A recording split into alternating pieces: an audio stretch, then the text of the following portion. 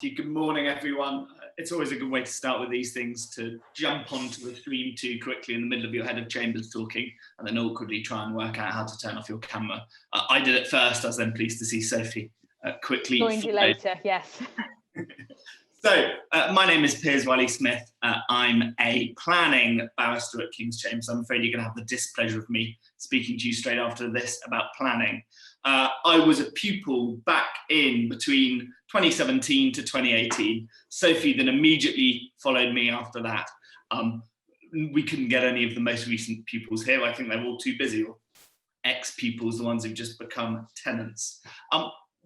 When this event is run physically, when we do this in person, and I've done this talk a few times, what we usually say is we'll send out any of the senior members of Chambers, and we want it to be run as a Q&A where any questions can be asked and we will answer them sort of in a completely honest way. Now, obviously, to go against immediately what Matthew just said there, we absolutely want you to ask questions. We've prepared a few questions for each other, but then we want to really get some questions, and any questions you want to ask. I had 1,000 mad questions about pupillage before I became a pupil. Using the Q&A function, the point I'm going to go against Matthew, and it may be that we've disabled this function. I was going to say, when I've been on these Zoom webinars, I can often ask questions anonymously. There's a box you can tick, which allows you to ask it without your name showing up. I do that to abuse other members of Chambers when they're on webinars, etc. If you wanted to use that function, and if it's available, please do, if you're feeling anxious about asking a question that might be tied to your name or something like that. That absolutely won't happen. Please, this is a completely, as it were, safe space to ask any questions. But if that function's there, and if you want to use it and ask your question anonymously, please do, if it would sort of help get the questions going.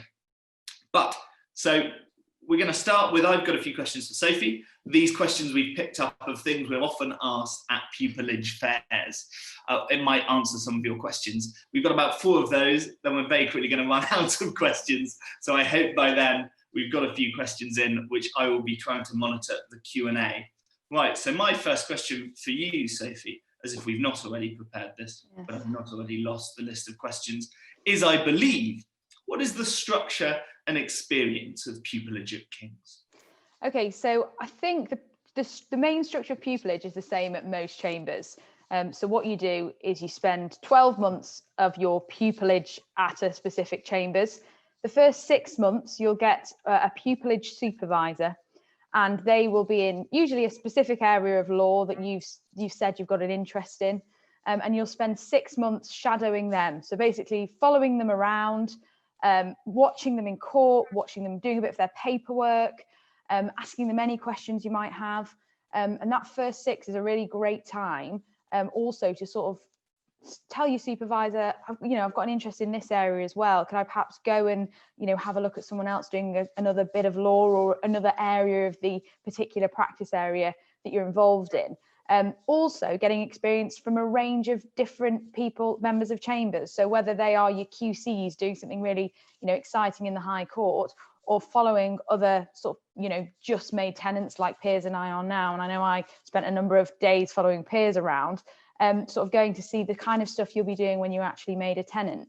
So that first 6 months is basically just about watching, learning, taking in what it means to be a barrister, the little things that you don't really think about going into court. When do I stand up? When do I sit down? How do I address different judges? So really just soaking all that up. And once you finish that, you then move into what's called your second 6. And during your second 6, you are on your own. And I use the inverted commas because you still have a supervisor. Normally you will change to a different supervisor. So they're not with you every day. You are let off the leash a little bit, if you like. You go into court, you do your own work, but there is someone there that you can always pick up the phone to. And I say someone, actually what I found, and I'm sure Piers had the same experiences during that first 6, when you go off and spend time with different people. And I definitely, especially found this at King's, you can build a huge catalogue of contacts that, in the time when you're sat in, I don't know, a county court in Prestatyn or something, and something arises and you've got no clue what to do, you have a great number of phone numbers that you can just call and always someone will pick up and they'll help you as best they can. Normally someone has been in the exact same situation as you have, so can talk you through it and help you through it, and everything is absolutely fine. So when I say you're on your own, you do still have that support network there. But it's when the second six is when you go out and actually, experience court yourself, get a feel of what it's like to be an advocate. This year for the pupils, it's obviously been a bit different because we've been in the midst of a pandemic. So I know I spent my pupillage, and Piers did as well, sort of going up and down the country, attending all sorts of odd random little courts everywhere and doing lots of little bits of work. Whereas I think this year everyone's been pretty much remote like we are today, and doing hearings either on the telephone or via Zoom. But in the normal world, you spend a lot of time, as I say, on trains or in cars going up and down the country, experiencing lots of different courts, which can be tiring, but also it means you get experience of such a range of different judges, even different court staff and how different courts work. It's really quite enjoyable. I never really did much traveling. It's not exactly gap year kind of thing, but traveling around the UK, never really had done it. And I've been to pretty much as far and flung as anywhere. You can spend one day in Barrow-in-Furness and the next day down in London. It's really quite exciting. Blackpool, glamorous Blackpool. That is, but you can get a stick of rock on the way home. What more do you want from a day at work? So that's very much the structure of pupillage at King's. As I say, you tend to pick it or stick to a practice area. So Piers says he does planning. I did personal injury and clinical negligence. And also my pupillage was a bit different because I had two sort of practice areas I was interested in. So I had a split first six where you normally just have one supervisor. I had two. I spent 3 months in PI and clinical negligence, and then 3 months in the court of protection and mental health team. And that's the area that my practice has started to progress. Still do a bit of PI work as well. But I was offered that experience where I could do, try a bit of both. And now I've picked court of protection work, and that area of my practice is really growing. So that's a bit of an overview of the structure of pupillage at King's. But indeed, as I say, at most members of at different chambers, that's kind of what you'll do, that first six, second six type thing with the two different supervisors. So perhaps now I'll move on to the second question and ask Piers, for pupillage, why was it that you chose King's, Piers, specifically? What a surprising question. What an intelligent question. Thank you for asking. By the way, I have seen we've got questions flying in. No, I think we just start answering these, to be honest, because they're obviously what people want to know. Go with this one, though, because this is important. Why King's? We spent so long crafting these questions, but thank you so much. You're much more questioning than most of the webinars I've done, so that's brilliant. We will come to a lot of those questions. Why did I choose King's?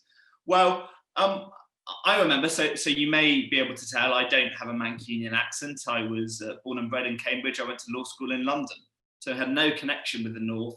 I think there's another question coming up about why the North, but I didn't have any connection with Manchester or the North. Why did I choose King's? Well, the first thing I did is look at the quality of the work. A lot of chambers claim to do planning. Actually, I knew I was interested in planning and environmental law. What's the quality of the work that King's offers? And so I did some research. I looked at legal rankings. I looked at things like that.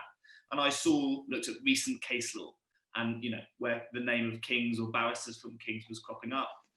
And I saw that the quality of work was some of the best in the country. And that's what primarily led my decision. And I don't think there's anything wrong with doing that. For whatever speciality you want to do, you want to be doing, most people, the best and most interesting work. So there's nothing wrong with saying, well, is this chambers getting the best and most interesting work? King's certainly was. The second thing, and again, I think some people are a bit bashful about saying this or a bit embarrassed, the money, the Pupillage Award was a pretty key element for me. How much is King's offering in terms of Pupillage Awards? What's that like compared to other chambers? I think the sum is still very generous indeed, and there's nothing wrong being led by that. The point I will make, and I'm sure Matthew will jump in and correct me if I'm wrong, but I think it's still structured where the second 6 months, so part of it's a grant, but the second element of it is guaranteed earnings. The benefit of that is that, of course, you can go over that. So where if some chambers just offer you a straight grant or give you a lump sum of money, you're not going to get any more of that. one of the benefits of Kings, this bleeds into the next benefit of Kings, is that they get you on your feet straight away and you're earning straight away your own money. And therefore, actually, of that guaranteed earnings second bit, you often earn far in excess of that in your second six. So the pupillage reward can actually increase.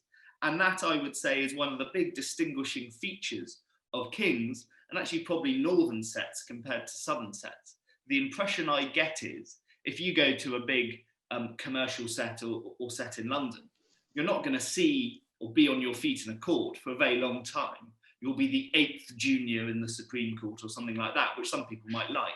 But actually, in terms of the real experience of doing your own cases, being up on your feet, running your own cases, I think Kings, well, certainly when I was applying, and I think it's still true, Kings offers that compared to a lot of other chambers. I didn't want to spend my second six deviling or, you know, shadow writing, that means advices for a more senior member of chambers. I wanted to get into Blackpool County Court or the High Court or things like that. And that's what Kings allowed me to do. Right. Oh no, I've got a third point I forgot to mention about Kings as well. One of the worst words in the world is vibe. I'm not going to use that at all. But the sense I got of Kings compared to some of the London sets, again, because I was based in London at the time, I was looking at sets in London. I applied to sets in London. I got offered tenancy in sets in London and up here. And I chose Kings.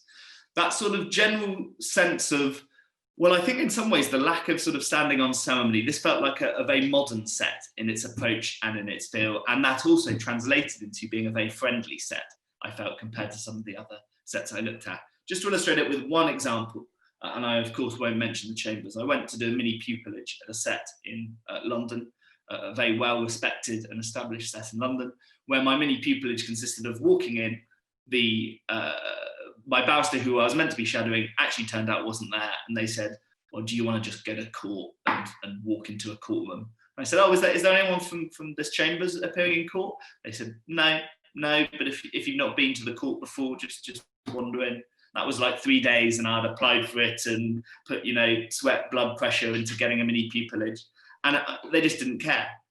I think Kings is rather different with that, and certainly at least illustrated by the fact that we put on this whole day for you all, and I hope it's sort of beneficial there. So yes, quality of work, value of award, and also then, to use the awful word I promised I wouldn't, the vibe of Kings. Sophie, well, we have got so many questions. I know. I wonder, and so many very good questions as well. Should I just start picking a few out? Well, while you were talking, I saw one that was a bit of a common theme running through. Okay. Which maybe we could just discuss that. Lots of people are sort of saying, you know, I'm at bar school or final year law student or whatever. I'm looking to apply to pupillages and so on. And any just tips we have about applying for pupillage. I mean, I think you'll agree, this is a question I get asked at law fairs and stuff all the time. And the truth of the answer is that I don't have a golden formula that I can sort of, you know, give out or explain how I managed to get pupillage. And I'm sure Piers is the same. It's an incredibly tricky process. It can be really stressful. But I found, certainly in my experience, it's just best to kind of be true to yourself. Don't try and be someone you're not. I think is really, really important. I think lots of people have this idea of what a barrister is or should be, and they try and present that in written form and pretend to be someone they're not if they're successful and get to interview. Ultimately, that just doesn't work, because you're put into pressure for 15 minutes or whatever, an interview, half an hour. Inevitably, the real you is going to slip through. And you know, also, let's say you were successful, you did manage to slide through pretending to be someone you weren't or acting in a certain way. You've then got to try and keep that act up for however long your career goes on. And actually, if you've been chosen by a particular set because you were a certain way, what I really enjoy about Kings, and it's kind of what Piers was saying before with the whole vibe point, is everyone is just so friendly. And I think what you've got to remember is when you're applying for pupillage, you know, you're not only wanting to shine out as this amazing, I don't know, future lawyer, but you also have these, you know, ultimately the panel is trying to pick who they want to work with for a number of years, you know, and spend time with.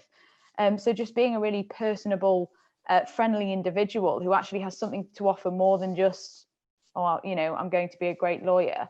I think is really important in that process, and remaining true to yourself. I know it sounds a bit cliched, but it is really important. I know a number of my contemporaries fell down on that, just trying to be something that they weren't during sort of interviews and in applications. You know, if you stay true to who you are, you will find a set where you fit in. And, you know, I think Piers sort of was explaining this before when he was talking about sets down in London. Lots of sets have lots of different feels. They're different, you know, different personalities fit into different chambers. They all have a slightly different way of working. And finding that perfect set, you know, it can be a hard process. It can take a bit of time. But I know certainly for me, I found Kings, and Kings found me, and we just kind of fitted together, and I've massively enjoyed my experience so far. And I think that's really been helped by the fact that I was just presented myself as I was during interview, and luckily fitted in.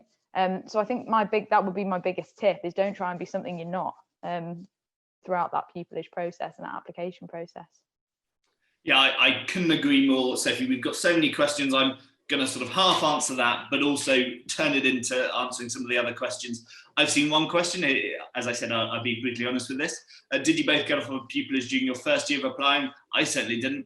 I went through one whole year of failing to get in anywhere. I didn't apply to King's, admittedly. And the reason for that, linking in with the last question and something I'm going to go on to talk about, is I wasn't being myself in that first year of applications. I did a non-law undergraduate degree. I was an archaeologist, then went in and did the conversion course.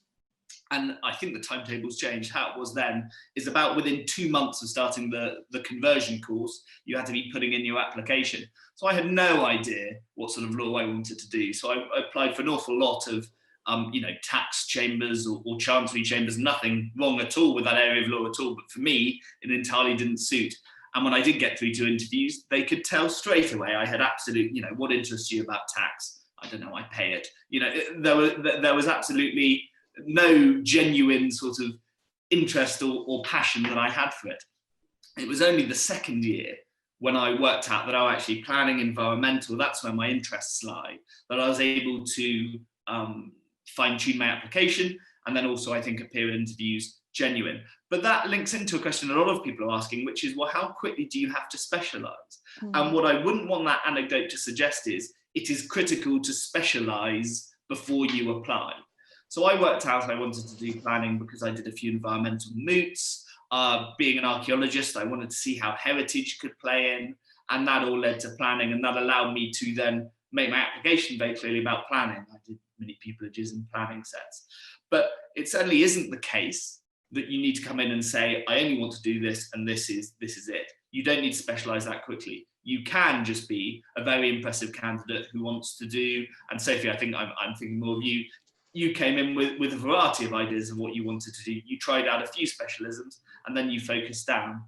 So if you can work out during, the light clicked for me during about the bar course, doing the bar element of it, so not the conversion course, the second year, whatever it's called.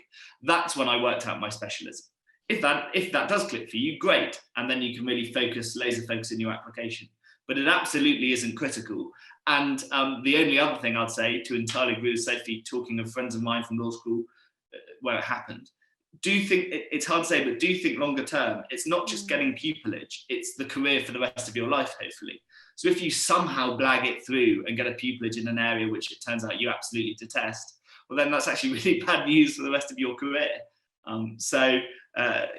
It is worth working out that specialism if you can, but not critical. I was just going to say, it kind of flows quite nicely from what we've just been talking about. Someone's been asking, and I did a pupillage fair last week, and I got asked this quite a bit. Because of pandemic and COVID, people are struggling to get the legal experience and the mini pupillages that are required on application forms. And I've seen a couple of questions sort of saying, how do I express an interest in a particular area or just generally in law to sort of show off in those applications and so on. And it sort of links to what Piers said, because I did apply for pupillage on my law conversion year. I also did a different undergraduate degree. I did a history degree, and I was successful on my first sort of round. And I had very little legal experience when I applied. So certainly don't see that as a block in your path. You don't have to have won 1 million moots, done 1,000 mini pupillages, and won whatever award for your advocacy abilities or whatever. I wouldn't worry too much about that. What I would say is, if you're struggling to get mini pupilages at the moment, or getting into courts because lots of them there's restricted access, I think lots of conference rooms are closed, all that kind of things, now is actually a great time to really work out where your interests lie through events like this. So this is an open day event that we're running remotely. You don't have to travel wherever to sit in a court or what have you. You can just sit and listen.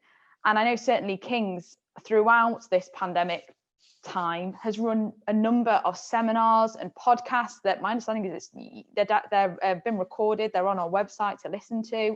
I know lots of other chambers have done similar things.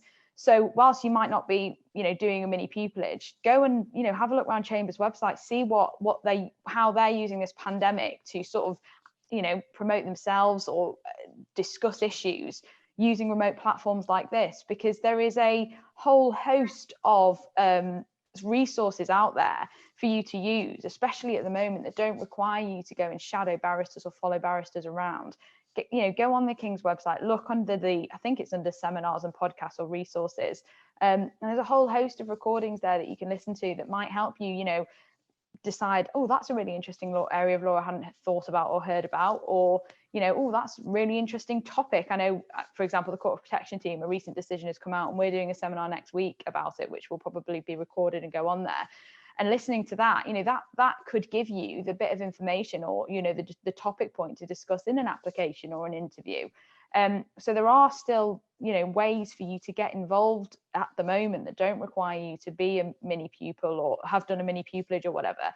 Go and use them, and don't be afraid to put that in your application form, because not only does that show you've got an interest in an area of law, you've gone out and explored it and tried it, but also that you've not just gone, oh well, it's pandemic, can't do a mini pupillage, never mind. No, you've actually had the thought to go and actually investigate how you can still experience law in other ways. So I'd say use now as a time to really use those resources and that are available to everyone. Mini pupillage processes, you often have to apply, it's all narrowed down. Right now you've got a whole host of information just available to you on a plate.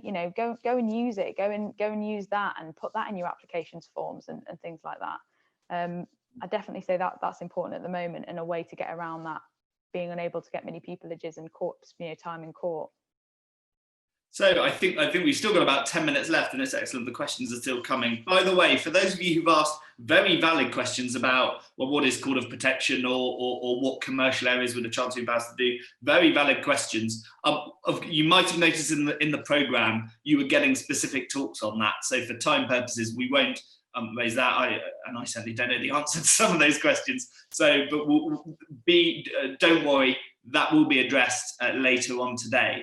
So if we've got a few, I'll try and do a few quick fire questions we've come in here. How much control did you have over the work you experienced during pupillage? Oh, sorry, I've accidentally just maximised my screen. Oh, I've lost the Q&As. Go on, Piers, while I work my technology out. I'll answer that question of how much control did you have over the work you experienced? Okay. A fair amount. So you will usually, I think, and again, I think this is still the case, you'll apply for a team. So you'll be put into a certain team, planning, public law, court of protection, PI, something like that. And your first supervisor will be from that team, and you'll be doing that type of work. However, I think, as Sophie can attest to, you do have an ability to say, actually, I'd like to try 3 months shadowing this team because I want to understand what sort of law that is. There is some flexibility in that. That's right, Sophie, isn't it? Yeah, definitely. So I applied for the public law pupillage, I think, which was with the Court of Protection and Public Health team. But ultimately, this is a career where work ebbs and flows in different areas. And I think when I applied, there was a lot of personal injury and clinical, well, particularly personal injury work at the junior end that needed covering. You'll find that during the pandemic, for example, I know people have had to sort of try out new things because their practice areas, the work sort of dried up a little bit, which answers another question which I think we've been asked, which is, how do you deal with the whole ebb and flow of work? So for me, I applied for the public law court of protection side, but there was a lot of personal injury work that needed doing. wasn't something I'd ever sort of thought, oh yeah, I want to try personal injury, but it was offered to me, and I thought, well, why not? I've got 6 months now, where I can try something a bit different. And I did it for 3 months, and actually it massively helped me, because lots of my work in second six was all personal injury based. And I think that's often the case for lots of people starting out at the bar. It kind of provides you sort of bread and butter at the very beginning, certainly in the civil side of things. But when I applied, I specifically said court of protection mental health, but I also had an interest in planning law, just from a background of working on a very Dibley-esque parish council and village council and what have you. But they didn't want a planning pupil that year. Fair enough. Again, ebbs and flows of work. Peers had just been a planning pupil the year before. But during pupillage, I was able to say, I wouldn't mind seeing a bit of planning. And I actually was able to go along to a number of sort of planning things, went to a couple with peers, went to a few other week-long sort of planning inquiries, things like that. Really enjoyed it. And, was sort of, people sort of said, is this something you really want to pursue, etc. Got to the end of my pupillage where I had to make quite a hard decision, where I realized, it can be great to sort of think, oh, there's so much I want to do. But ultimately, planning and court of protection mental health work, I don't know that it sits together that well. So I had to make the decision about which one I wanted to actually commit to. But because I got to experience both, it was a little bit easier. I'll say a little bit easier. It was actually harder because I really enjoyed both. But I had managed to experience both. So yes, that flexibility is there. And I think that's something to really take into pupillage as well, is kind of an openness to try out new things as well. You might be completely set on something, but if the work's somewhere else, I think it's really good to show you have that willingness to try something else out. And you never know, you might fall in love with it and become a future QC in an area you never originally had any idea you wanted to do. So yes, there is a bit of flexibility there, and actually having that willingness to try other areas, I think, is really important in the sort of application process. Right, so I've seen we've had, well, they've all been brilliant questions. I've seen an excellent question to finish on, but I don't think we're there yet. We've got 4 more minutes. As you know, timekeeping is a key ability as a barrister, they're bad at it. A few quick fire ones. Someone asked, are you able to choose your supervisor? No, you're not. Partly because they just need to go through various training and various qualifications from the Bar Council. They've got to be senior-ish members of chambers. So no, you will be given a pupil supervisor. Of course, if there's some great fundamental issue, you can change, but no, the hope is you get on with them, and no, you don't get to choose. Stephen asks a really good question, and I think it's on the minds of an awful lot of people when they're applying for pupillage, which is, what are the chances and possibilities of being made a tenant? Sophie, I'll ask for your views on that, but first, just to say, from my experience, I think King's generally has an incredibly high retention rate, in that certainly when I applied, over the last 20 years, everyone who had wanted to be a tenant was taken on, because some people find after pupillage it's not for them. But the one thing I would absolutely say, which is I think quite a damaging misconception, and I don't actually think exists anywhere, but certainly doesn't exist at King's. It's not the case, it might have been in the 70s and 80s, it's not the case that chambers take on 6 people for one place and it's a sort of Hunger Games competition to see who will get it. If you're taken on as a pupil, the policy is there's a place for you if you're good enough, if you reach the standard. And that's really important, because we absolutely understand that fear of, will I be taken on? Is there a place for me? Is something that's really, really important. So I don't know if you've got anything to add or whether that's answered it, and I'll move on to that final question I noted, which was I think that's completely answered it. At the end of the day, chambers take you on and are investing in you. I think the ultimate goal at King's is, people want you to become a tenant. They want you to succeed. That's why people, I know certainly I found, have been so helpful and friendly throughout that pupillage process, because they want you to do well. They want you to become a tenant in their chambers. I can't speak for other chambers, it may be different, but certainly at King's, that is, if you get pupillage, as Piers said, there is a place for you here. It's just a case of proving to everyone that you're committed enough and good enough to attain that place. So definitely Piers, you've answered it perfectly. Thank you very much, Joanna. Right, we have had so many questions in. Thank you so much. I'm sorry we've not been able to get around to all of them. That's really brilliant engagement, much better than we were hoping. or fearing perhaps, is that we'd get none at all. I'd like to finish with this question because I think it's quite a nice way to wrap up. Sophie, you answer it first, and then maybe I'll have a go at it. How was your first day in court by yourself? So I remember my first day in court was a stage 3, which is basically road traffic accident. No witnesses. You're just arguing about how much money someone should get in Prestatyn County Court. So I used Prestatyn earlier. It's a memory that's etched. I remember being incredibly scared. I drove over to Prestatyn. I remember speaking to my mum in the car on the way. Sort of, my mum wasn't with me, just to be clear. It was over the phone. I didn't take my mum on my first day in court. Really quite nervous. And I sort of sat in the sort of waiting area outside the court. My oppo arrived. He was lovely, thank goodness. I felt really sick. I was sort of imposter syndrome, thinking I shouldn't be here.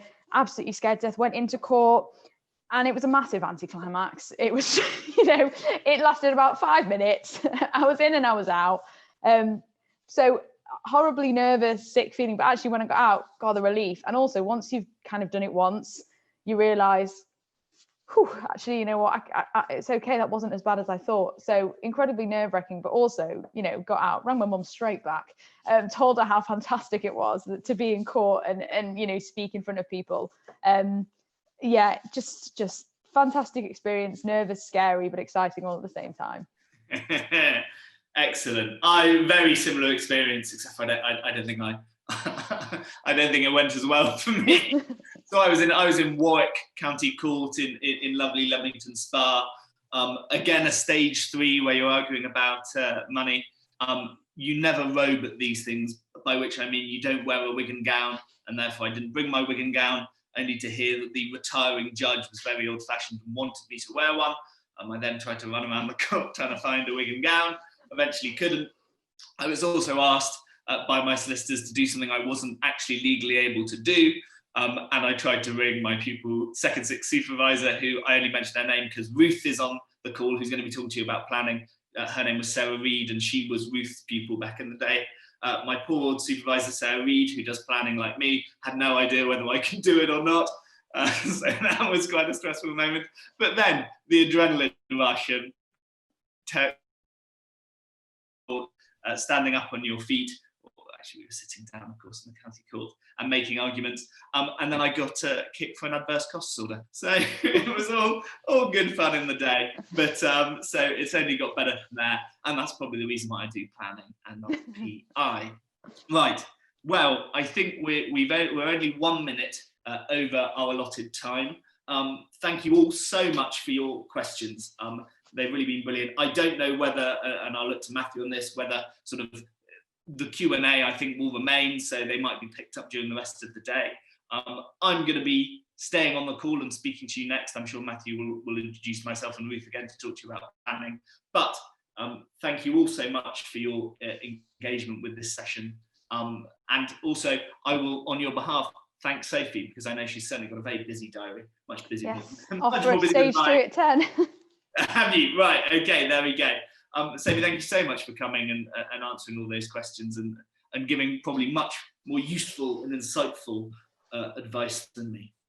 Thank you. Lovely to see you all, speak to you all. I'd normally say meet you all, but times as they are, I'll hand over to Ruth and Piers.